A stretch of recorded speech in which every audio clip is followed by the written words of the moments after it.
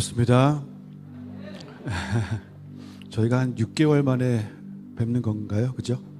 잘들 지내셨죠? 시간이 너무 빨리 갔고 올 때마다 느끼는 거지만 여기는 이렇게 찬양할 때 제 설교 내용이 다 나옵니다. 그래서 설교 내용을 할 필요가 없을 정도로 그리고 오늘 찬양부터 이렇게 기도하시는 분까지 와, 교회가 6개월 전하고는 또 다르게 지금 엄청 불타고 있구나라는 느낌이 있습니다. 할렐루야. 네, 오늘 성찬식도 해야 되고 시간이 많이 없으니까 우리 말씀으로 바로 들어가 보도록 하겠습니다. 시편 127편입니다. 시편 127편 길지 않습니다. 우리 1절부터 5절까지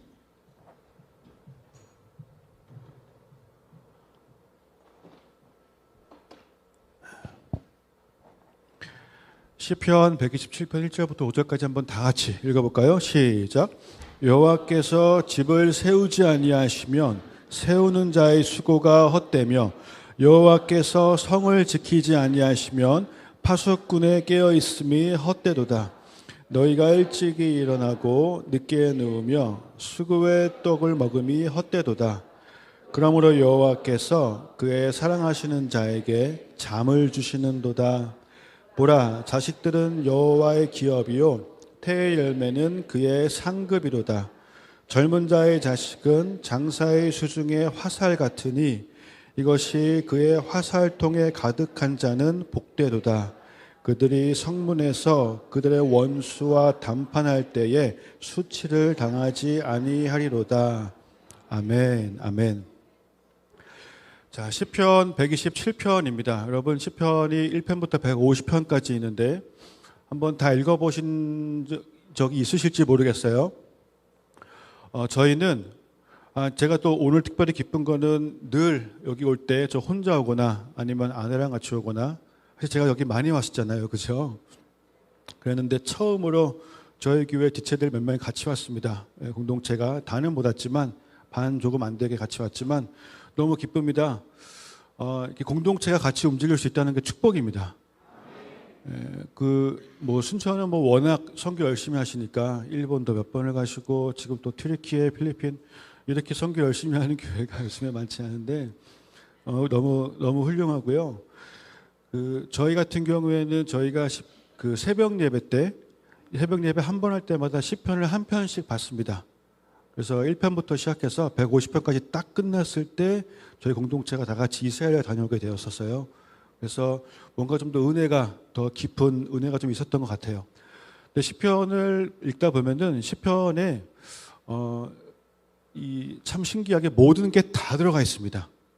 시편은 그 인생에 겪을 수 있는 그 모든 희노애락부터 세계사와 그 모든 정치, 경제와 인간관계와 문화와 풍습과 이런 모든 것들과 심지어 마지막 때에 대한 언급들까지도 시편 안에 다 들어가 있습니다. 너무나 신기하고 재밌습니다. 그런데 특별히 이 시편 150개 중에서 제가 개인적으로 가장 좀 감동을 많이 받았던 것이 여러분 시편 그 119편이 되게 길어서 유명하잖아요. 그죠?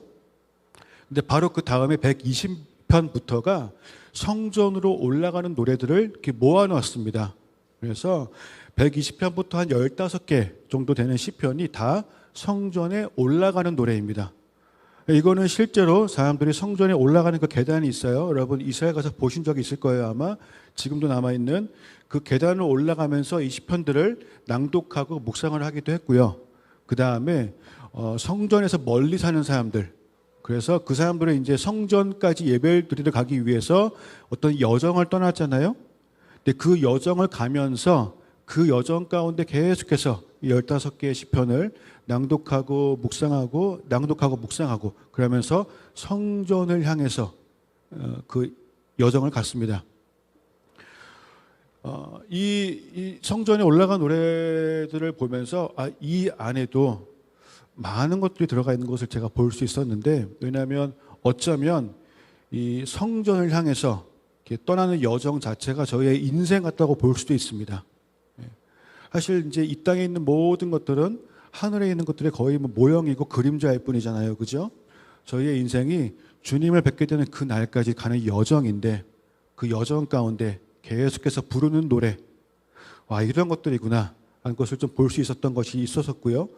그 중에 이제 오늘 저희가 읽은 시편 127편은 15개의 이 성전 순례시 중에서 유일하게 솔로몬의 시라고 되어 있습니다. 솔로몬이 쓴 시예요. 여기 그 성경 가지고 계신 분들 보시면 그 위에 제목이 써 있죠. 솔로몬의 시, 성전에 올라가는 노래라고 되어 있는데, 이 단어를 히브리어 원문으로 보면 이게 이제 직역을 하게 되면 솔로몬을 위하여라고 직역이 되기 때문에 이 저자에 대한 논란이 좀 있긴 있습니다. 하지만 그래도 그 솔로몬이 지었던 잠언과 전도서에 나온 표현법들, 그 문체들과 같은 표현법들이 지금 127편에 있고요. 그 다음에 여기에 그 건축과 관련된 묘사가 있기 때문에 그 성전을 건축한 솔로몬과 연결이 됩니다. 그죠? 그리고 읽으실 때 기억하실지 모르겠지만 그 여호와께서 그의 사랑하시는 자라는 표현이 여기 안에 있었습니다. 여러분, 솔로몬이 또 다른 이름이 있는 거 아시죠? 여디디아라는 이름이 있습니다. 하나님은 솔로몬에게 여디디아라는 이름을 주셨어요. 그 사무엘 하를 보면은 그래서 어쩌면 이 또 같은 표현이 나오는 거기 때문에 여디디아라는 단어의 뜻이 하나님이 사랑하시는 자라는 뜻이거든요. 그래서 이거는 정말 솔로몬이 지었을 것이다 라고 볼 수도 있습니다. 자, 1절 한번 봐볼까요? 1절 보면은 여호와께서 집을 세우지 아니하시면 세우는 자의 수고가 헛되며 여호와께서 성을 지키지 아니하시면 파수꾼의 깨어 있음이 헛되도다라고 되어 있습니다. 이 첫 구절을 이렇게 좀 간단하게 표현하면 사람이 하는 것과 하나님이 하시는 것의 차이를 보여주고 있습니다. 이 문장이 좀 반어법으로 시작되죠. 그래서 어쩌면 더 효과적인 표현일 수 있습니다. 뭐 하나님이 하셔야 돼, 하나님이 하셔야 돼가 아니라 하나님이 하시지 않으면 안 된다, 안 된다. 건축을 하는 것도, 집을 세우는 것도 하나님이 함께 하시지 않으면 실패할 수밖에 없다는 거. 여러분, 여기 보면은 그 세우는 자의 수고가 헛되며라고 돼 있죠. 그렇죠? 세우는 자. 이 세우는 자가 히브리어 원어로 보게 되면 이게 바나라는 단어예요. 근데 이 바나라는 단어 자체가 가지고 있는 뜻이 뭐냐면 건축가입니다. 건축가. 그러니까 원래 건축을 잘 하는 사람이에요. 원래 건축에 대한 전문적 지식이나 기술이나 뭐 재정이나 그 필요한 모든 것들이 부족한 사람이 아닙니다. 충분히 혼자서 집을 잘 지을 수 있는 사람이에요. 근데 그럼에도 불구하고 하나님이 함께 하시지 않으면 그 사람이 아무리 모든 걸 다 갖추고 있다 하더라도 하나님이 함께 하시지 않으면 허무한 결말이 날 수밖에 없다는 것을 얘기하고 있습니다. 솔로몬도 성전을 건축하고 나서 모든 영광은 다 하나님께 올려드렸습니다. 그죠? 그리고 이제 그 뒤에 나오는 표현처럼 여러분, 그 성을 지키는 것도, 내가 나의 집을 지키는 것도, 나의 가정을 지키는 것도, 나의 자녀를 지키는 것도, 내 사업장을 지키는 것도, 내 공동체를 지키는 것도, 이 모든 것도, 내 삶의 모든 것들, 내가 지금까지 이뤄왔던 모든 것들을 지키는 것도 하나님이 지키시지 않으면, 아무리 능력 있는 자가 밤을 새며 지키듯 애쓴다 한들 하나님이 지키지 않으시면 소용이 없다는 겁니다. 이 시편을 쓴 기자가 정말 솔로몬이 맞다면, 여러분, 솔로몬 시대에는 이스라엘의 황금기였습니다.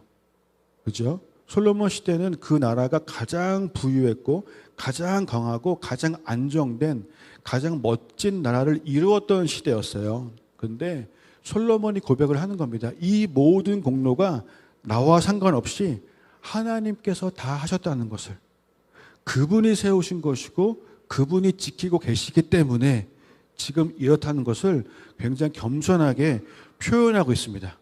그죠? 여러분, 1절의 결론이 뭔지 아시겠죠? 사람이 해야 됩니까? 하나님이 해야 됩니까? 하나님이 하셔야 됩니다. 그렇죠? 자, 거기에 대해서 조금만 더 깊이 한번 봐보도록 하겠습니다. 2절 다 같이 읽어보겠습니다. 시작.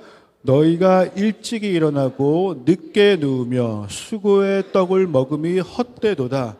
그러므로 여호와께서 그의 사랑하시는 자에겐 잠을 주시는도다.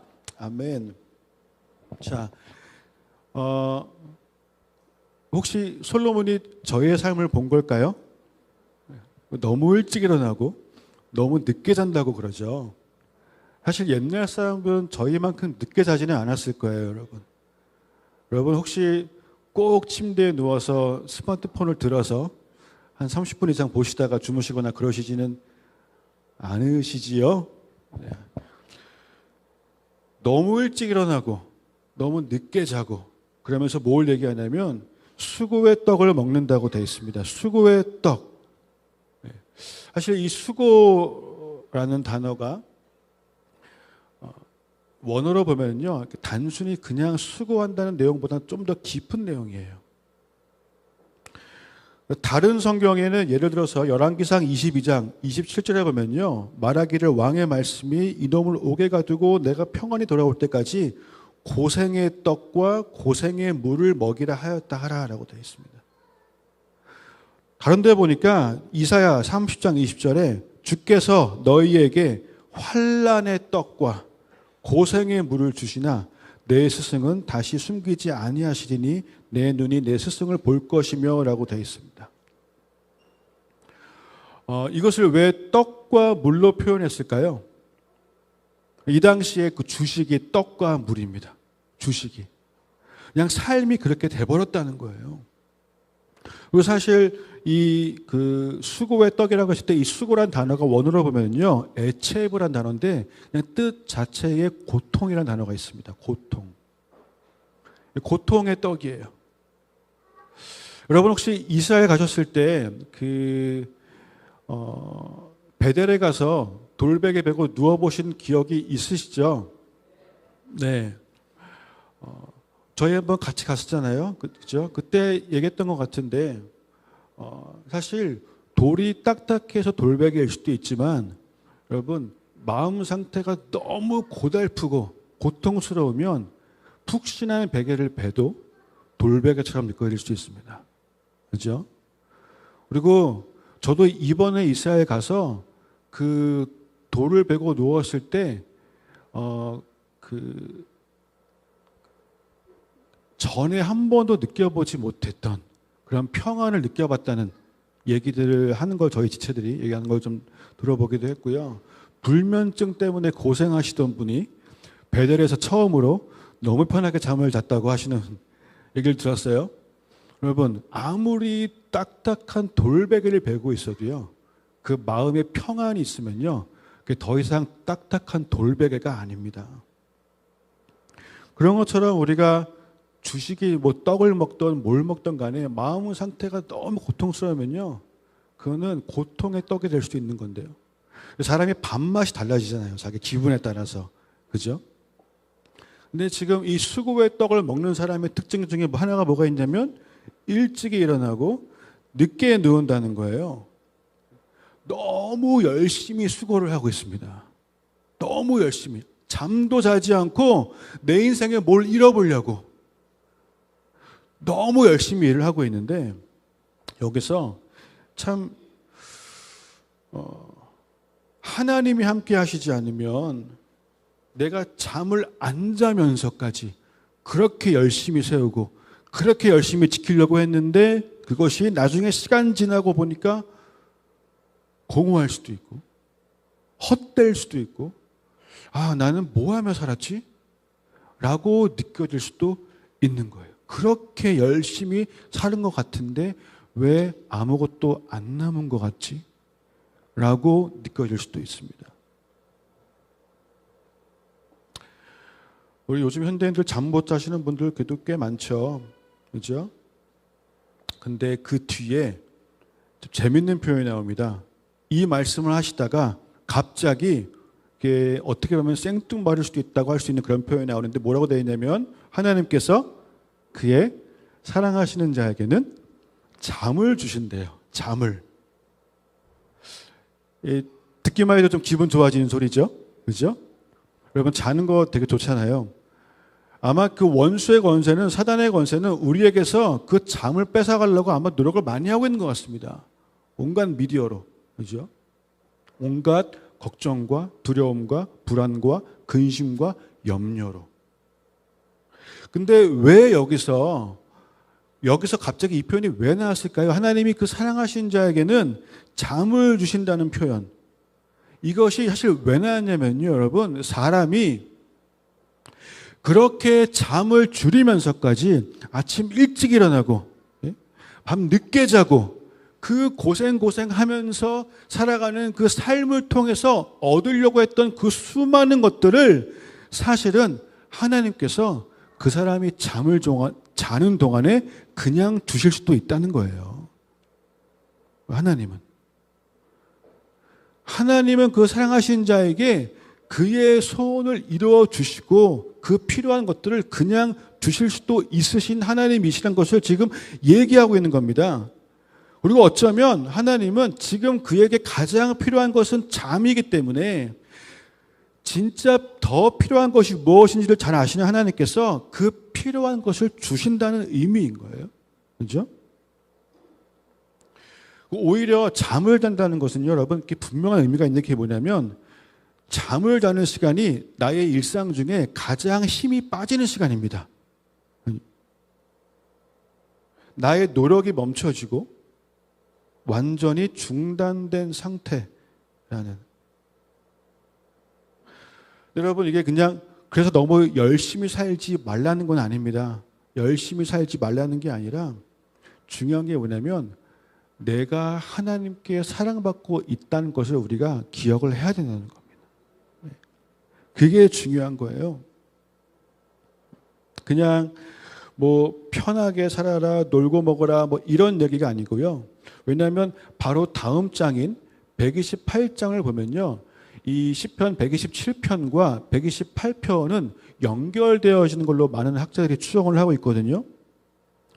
그리고 저작 시기가 다를 수도 있지만 성경학자들은 이 128편이 127편의 내용을 연결짓거나 그 내용을 보충하기 위해서 쓰여진 시라고 얘기를 하고 있어요. 근데 128편의 2절에 이런 얘기가 나옵니다. 1절부터 보면은 여호와를 경외하며 그의 길을 걷는 자마다 복이 있도다라고 하면서 2절 보니까 내가 내 손이 수고한 대로 먹을 것이라 내가 복되고 형통하리로다라고 되어 있습니다. 여러분, 여호와를 경외하고 그의 길을 걸으면 전혀 수고할 필요가 없다라고 얘기하신 게 아니에요. 내가 내 손이 수고한 대로 먹을 것이다 라고 얘기하셨어요. 근데 그럼에도 불구하고 중요한 게 뭐냐면 내가 하나님의 사랑받는 존재임을 깨닫는 것이 더 중요합니다. 제일 중요한 거예요. 그분의 사랑받는다는 거. 다른 건 몰라도 이거에 대해서는 여러분 의심이 깨져야 됩니다. 여러분, 하나님은 우리가 원수 되었을 때 사랑하셨잖아요. 원수 되었을 때. 그러니까 하나님이 가장 미워하시는 것이 죄인데요.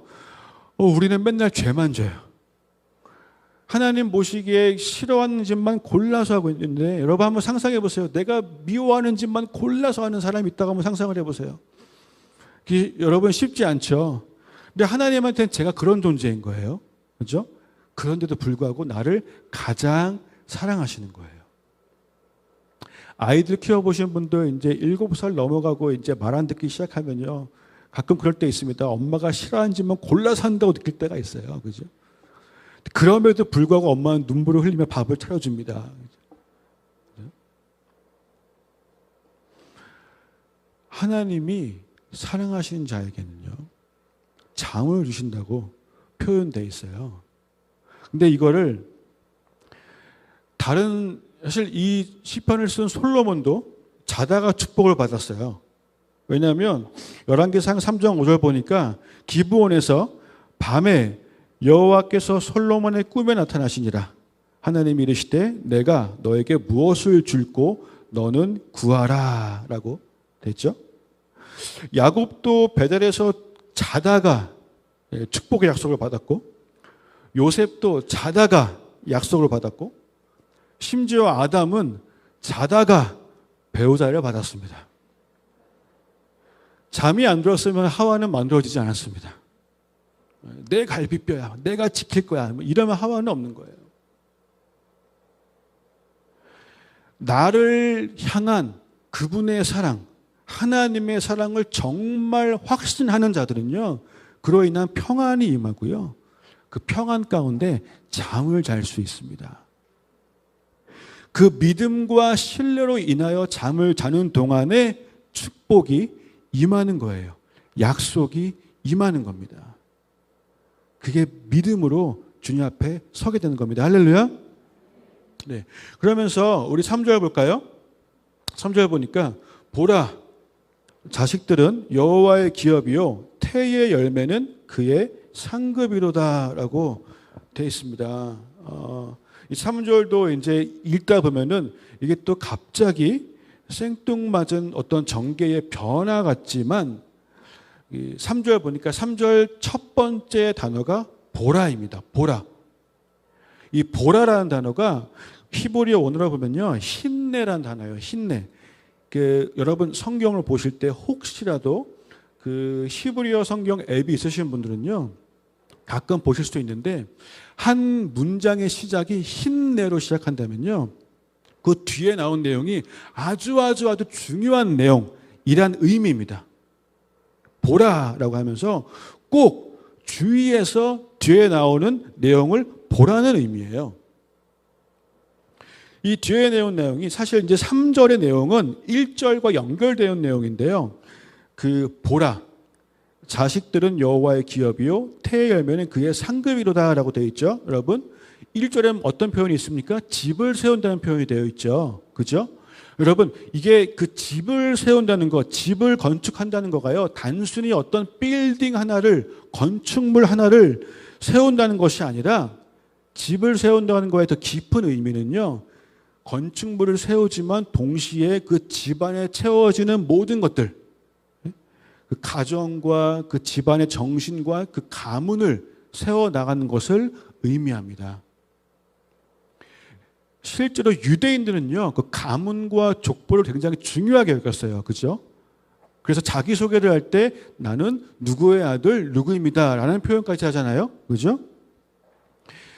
아무리 멋진 집을 지어도 그 집 안에 살 사람이 없으면, 그 가문과 가업을 이어나갈 사람이 없으면 아무 소용이 없는 거예요. 그죠? 하나님께서 아브라함에게 주신 약속을 보면요, 그 아브라함에게 가나안 땅을 줄 거라고 말씀하셨지만 동시에 땅의 티끌처럼 하늘의 별처럼 많은 자손들을 약속해 주셨어요.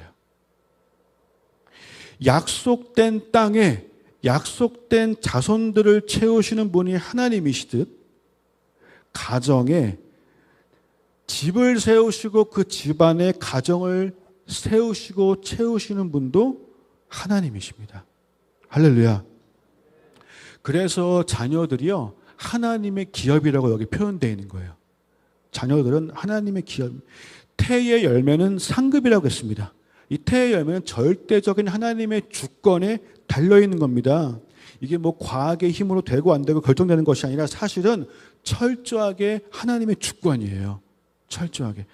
그래서 자녀들은 하나님 주신 기업이 되는 거고요. 태의 열매는 100% 하나님의 결정이고 하나님의 은혜입니다. 지금 옆에 자녀들이 앉아 계신 분들이 제가 좀 보이는데, 자녀들을 흘낏 보시면서 아, 그 은혜구나 생각하셔야 돼요.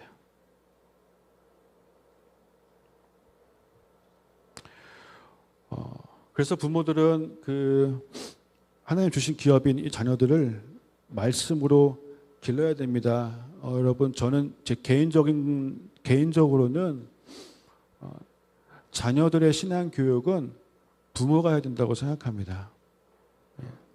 자녀들의 신앙 교육이 교회학교에서 100% 이루어진다라고 생각하시면 절대 안 된다고 저는 생각합니다. 성경적으로는 신앙 교육은 부모가 하는 겁니다. 여러 가지 어쩔 수 없는 상황도 있을 수 있겠지만, 그래도 여러분 교회 학교에서 말씀을 가르칠 수는 있는데요. 부모는 그것을 삶으로 보여줄 수 있습니다. 그리고 그것이 더 큰 힘이 되는 것입니다. 이게 하나님의 기업이 되는 거예요. 자, 그런데 4절에 보니까 젊은 자의 자식은 장사의 수중에 화살 같으니 라고 돼 있어요. 이게 이제 히브리어 원어 성경으로 보거나 영어 성경으로만 봐도요, 사실 화살이 아니고 화살들이에요. 화살들. 복수형이에요. 근데 젊은 자의 자식은 장사의 수중에 화살들 같다고 되어 있습니다. 화살들. 근데 장사라는 이 단어가요, 장사 딱 봐도 원래 힘이 좋은 사람이죠. 원래 싸움을 잘하는 사람이에요. 그리고 이 단어를 원어로만 봐도요, 이 단어가 깃보르라는 단어인데요, 이 단어의 의미가 뭐냐면 강력한, 용사, 강한 사람, 전사, 이런 사람이에요.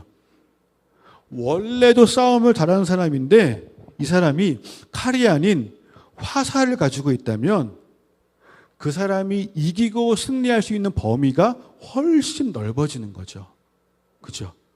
더 넓어지는 거예요. 그 영향력이, 그 승리의 자리가 더 넓어지는 겁니다. 그 능력이 더해짐을 볼 수 있는 거예요. 그죠? 5절 보겠습니다. 이것이 그의 화살통에 가득한 자는 복되도다라고 되어 있습니다. 그들이 성문에서 그들의 원수와 담판할 때에 수치를 당하지 아니하리라 라고 되어 있는데, 4절과 5절 같이 본다면 이것이 어떤 그냥 단순히 자식이 많으면 복된 것이라는, 제 동생처럼 자녀가 5명 있는, 자녀가 많아야 복되다, 뭐 이런 표현을 넘어선 더 깊은 의미가 있습니다. 그게 뭐냐면, 여러분, 태의 열매, 자식은 100% 하나님의 은혜와 주권적으로 주어지는 것이라고 했잖아요. 그렇죠? 그렇게 100% 하나님의 은혜와 주권으로 주어진 것들이 가득 채워진 자들이 얼마나 복된 것인지를 얘기하고 있는 겁니다. 내가 내 삶에 내 힘으로, 내 노력으로 내가 읽어낸 것들만 가득한 사람이 아니라 100% 하나님의 은혜로, 하나님으로부터 주어진 것들이 나에게 가득한 사람들, 그 사람들이 얼마나 은혜를 많이 받은 사람들인지를 얘기하고 있는 거예요. 그리고 이 하반부의 표현대로 고대 세계에서는 실제로 성문에서 재판이 열렸습니다. 자식이 없는 경우에는요, 그 거짓 증인들 앞에서 억울하게, 무력하게 당하는 경우들이 많았다고 합니다. 근데 강건한 자녀들이 있는 경우에는 그 반대였던 거예요. 이 단순히 자녀가 많아야지만 수치를 당하지 않는다가 아니라요, 여러분, 자식과 태의 열매로 표현된 그 하나님의 주권과 은혜로 기업과 상급이 가득한 자들, 하나님의 사랑하심을 전적으로 믿었기에, 그 평안 가운데 있었기에 많은 것들을 하나님께서 허락하신 것들이 가득한 자들은요, 원수들 앞에서 수치를 당하지 않는다는 겁니다. 할렐루야.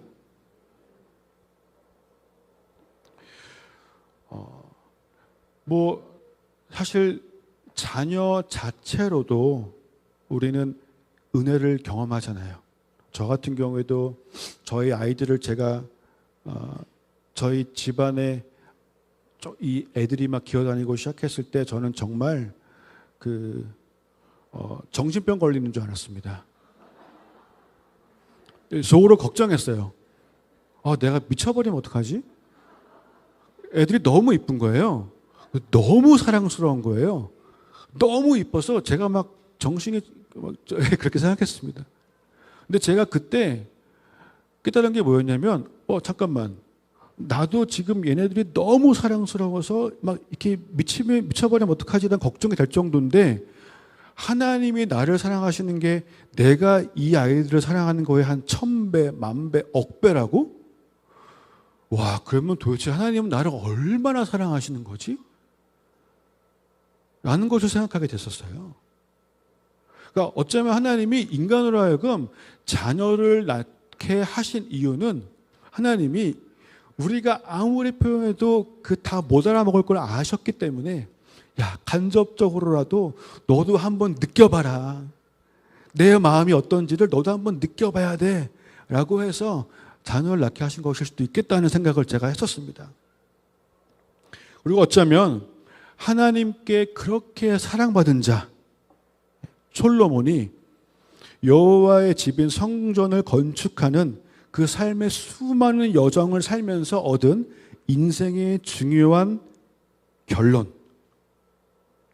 하나님이 주신 것들, 은혜로 주신 것들이 가득한 것. 이 127편이 그 결론일 수도 있습니다. 그리고 어쩌면 이 결론을 가지고 이 결론을 배우고 계속 되뇌이면서 그 주의 백성들이 성전을 향해서 가기를 원했을 거라고 저는 생각합니다.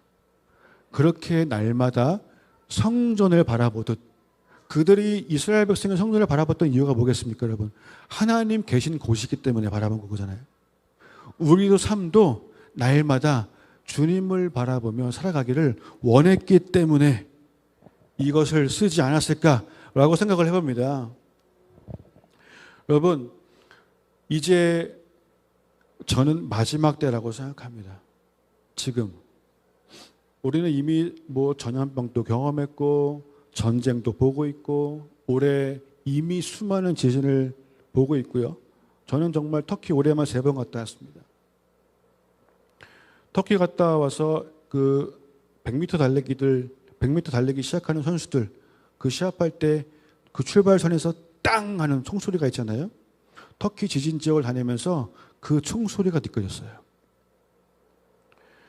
전쟁도 보고 지진도 보고 앞으로 전쟁은 아마 또 있을 것이고 경제도 이제 앞으로 한번 파타이 날 것이고 곳곳에 난리 소문과 기근과 이 모든 것들을 이제 보게 될 것이고 두 번째 팬데믹도 보게 될 수도 있습니다.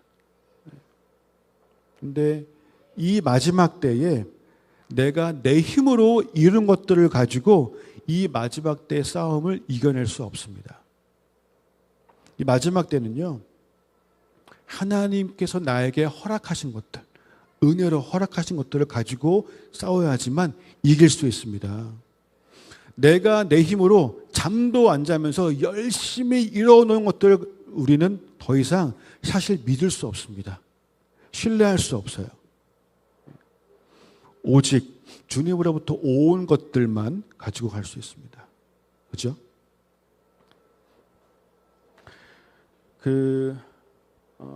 저희도 여름에 이스라엘을 다녀왔습니다. 보통 중동은요, 터키도 그렇고 이스라엘도 그렇고요, 여름엔 잘 가지 않아요. 여름엔 부르지도 않습니다. 너무 더워서. 여러분, 중동의 여름 경험해 보신 적 있으세요? 제가 처음으로 이스라엘 갔을 때가 7월이었거든요. 중동의 여름을 처음 경험했을 때, 저는 그때 이제 직업이 PD였기 때문에, 목사가 되기 전에, 저희 감독님이 얼마나 힘들면 아침마다 생마늘과 소금을 먹이셨어요. 너무 힘들어서. 그때 카메라가 이만했기 때문에 메고 다녀야 돼서. 오랜만에 저희가 중동의 여름을 경험했습니다. 근데,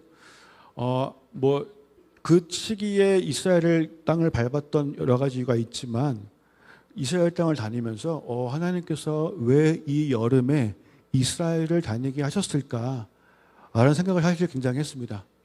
근데 그 여정 가운데 발견한 것이 있어요, 여러분. 그게 뭐였냐면, 여름이란 단어를 히브리어 원어로 보면 그 단어 안에 여름이라는 의미가 있지만 그 원어가 파생된 단어가 뭐냐면 끝이라는 단어예요. 끝. 그러니까 여름이라는 단어가요, 끝이라는 의미가 있습니다. 마지막이라는 의미가 있는 거예요. 그래서 성경에 여름이 온 줄 알라라고 그런 표현이 있잖아요. 여기 마가복음에 보니까 무화과 나무의 비유를 배우라. 그 가지가 연하여지고 잎사귀를 내면 여름이 가까운 줄을 아나니, 이와 같이 너희가 이런 일이 일어나는 것을 보거든 인자가 가까이 문 앞에 이른 줄 알라라고 되어 있습니다. 여름이 왔다라는 것의 의미는요, 이제 끝이 왔다라는 의미인 거예요. 끝이 왔다. 그래서 여름에 이스라엘 다니면서 경험한 것이 뭐냐면 그 더위 때문에 너무 힘들고 와 정말 이렇게 힘든 것 가운데 그 힘든 것을 그 힘들지 않도록 도와주는 요소들을 발견했어요. 간단하게 얘기하면 네 가지를 발견했는데 그것이 바람과 물과 그늘과 예배입니다. 너무너무너무 더운데 어디선가 갑자기 바람이 확 불어와요. 근데 너무 시원한 거예요. 그랬더니 괜찮은 거예요. 그리고 너무너무 더운데 거기는 또 이제 습하지 않으니까 그늘만 들어가면 또 괜찮은 거예요. 너무너무 더운데 물을 마시니까 또 괜찮아요. 너무너무 더워서 몸이 힘이 하나도 없었는데 예배만 시작했더니 갑자기 몸에 힘이 나서 못 걷던 분이 막 춤을 추기 시작했어요. 와, 마지막 때를 이겨내는 방법이 이거구나. 바람과 물과 그늘과 예배. 성령의 바람과 성령의 그 생수, 그리고 여호와의 전능자의 그늘과 그 다음에 예배, 이거를 알려주시려고 여름에 우리를 여기에 부르셨구나 라고 생각을 좀 하게 됐습니다. 여러분, 바람, 물, 그늘 다 우리가 만들어낼 수 없습니다. 이거는 전적으로 하나님으로부터 주어져야만 되는 겁니다. 하나님으로부터 주어지는 것들로 우리가 이 시대를, 다가오는 시대를 이제 이겨낼 수 있습니다. 여러분, 예배는요 100% 나를 위한 것이 아니라 100% 하나님을 위한 것입니다. 그렇죠? 예배 가운데 저도 한 10% 아니에요. 예배는요 전적으로 100% 하나님만을 위한 것입니다.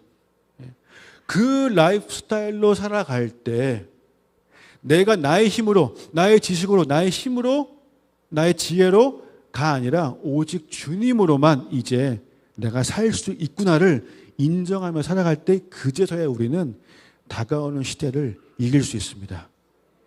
그게 요한계시록 2장 3장에서 주님이 7교회에게 그렇게 말씀하시는 이기는 자가 되라, 이기는 자가 되라, 이기는 교회가 되라 의 비밀일 수 있습니다. 여러분, 오늘이 장막절이죠. 장막절이 이제 시작이죠. 이때가 여러분 장막절에 우리가 중요하게 기억해야 될 것이 저는 있다고 생각합니다. 왜냐하면 이 지금의 이때가 끝나고 주의 나라가 시작됐을 때 거기서도 지키는 절기는 장막절이라고 말씀하셨어요. 그렇죠? 그래서 우리가 장막절, 지금 유대력으로 장막절이 이 시기에 기억해야 될 것 중에 하나가 바로 영원이에요. 영원. 제가 한 3주 전에 재밌는 신문 기사를 발견했습니다. 그게 뭐였냐면 지금 사우디아라비아의 실세인 빈살만 왕세자가 불로장생 연구를 위해서 매년 1조 3천억 원을 투자한다고 합니다. 매년 1조 3천억 원. 이것이 한 번 투자한 게 아니라 매년 투자하고 있는 거예요. 1조를. 왜 그렇겠습니까? 영원히 살고 싶어서. 그죠? 그 영혼의 가치가 1조보다 더하다는 것을 알기 때문에 그렇게 투자하는 거 아니겠습니까? 그렇죠? 근데 여러분 1조 투자하면 영원히 살 수 있을까요? 여러분 그러면 우리는 예수 그리스도를 나의 삶의 구주로 믿고 받아들임으로 말미암아 뭘 얻었습니까? 영생을 얻었습니다. 우리는 영원히 살잖아요. 그죠? 여러분은 1조를 버신 거예요. 할렐루야. 매년 1조 3천억 원을 벌고 계신 겁니다. 할렐루야. 그보다 더한 거죠. 저는 그 빈살만 왕세자에게 정말 복음을 얘기해 주고 싶어요. 그렇게 투자 안 하셔도 된다고. 들어보시면 된다고. 영원히 산다고. 여러분, 오늘 우리가 마지막으로 기억하고 싶은 것이 뭐냐면요, 그 영원의 가치예요. 영원의 가치. 여러분, 그 영원 속에서 우리는 이제 모든 것을 다 누릴 수 있습니다. 다 누릴 수 있어요. 저는 영혼에 대한 계획이 있습니다. 옛날에 바이올린도 배우고 싶었고, 한때는 축구 선수가 꿈이기도 했고요. 가고 싶은 것도 많았고, 저는 처음 가면 그 다 해볼 거예요. 다 할 겁니다. 그 영혼의 가치를 아는 자들은요, 이 땅을 바라보는 관점이 달라질 수 있습니다. 그 영원하신 하나님을 아는 자들은요, 그 분이 영원으로부터 오신 분이 나를 얼마나 사랑하시는지를 내가 안다면요, 오늘부터 내 삶의 자세가 달라질 수 있는 거예요. 이 땅의 것들이 영원에 비하면 얼마나 작은지를 알 수 있는 거예요.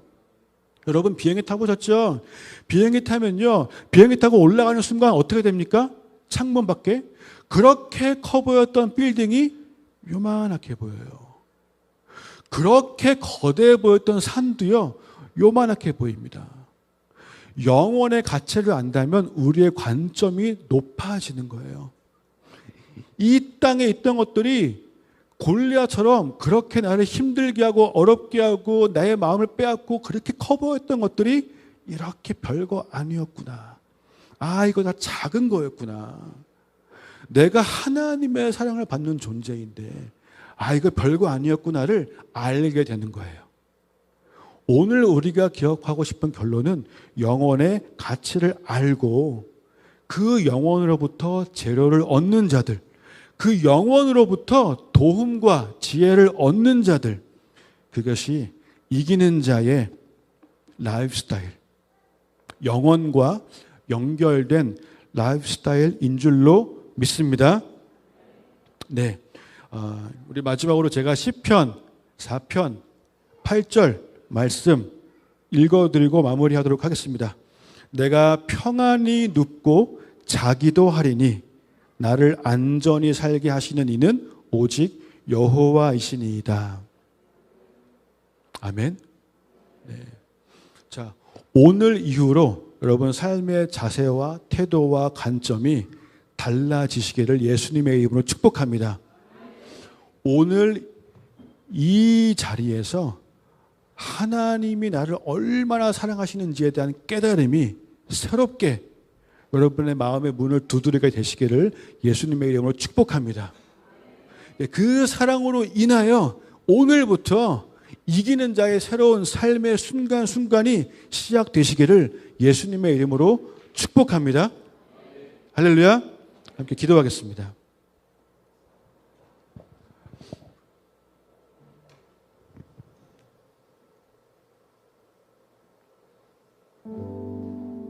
하나님, 살아계신 하나님,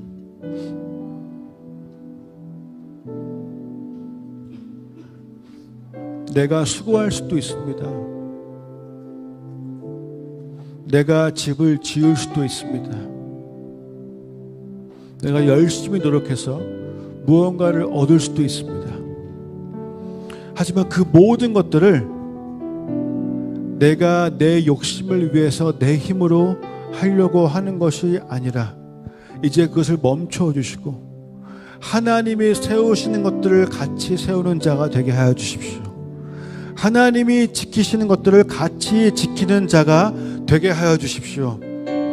내가 내 힘으로 했다고 이 일이 끝난 후에 자랑하기 위함이 아니라 하나님이 모든 것을 하셨다고 고백할 수 있는, 덩달아 내가 이것을 누린다고 고백할 수 있는 그런 삶을 살아가게 될 수 있도록 하여 주셔서 이제 그 은혜의 기업들이 내 삶 가운데 하나 둘 셋 넷 더 충만해지게 하셔서 하나님, 우리가 이 마지막 때에 원수와 담판을 해야 되는 이 시기에 원수의 권세 앞에서 수치를 당하지 않는 삶을 살게 하여 주십시오.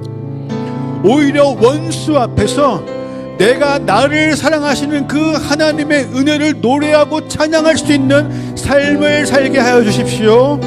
그 삶이 오늘부터 새롭게 시작되게 하여 주십시오. 지금 시작되게 하여 주십시오. 지금 내 안에 시작되게 하여 주십시오. 지금 우리 안에, 가정 안에, 교회 안에, 공동체 안에 시작되게 하여 주십시오. 그 일을 이루실 주님을 찬양합니다.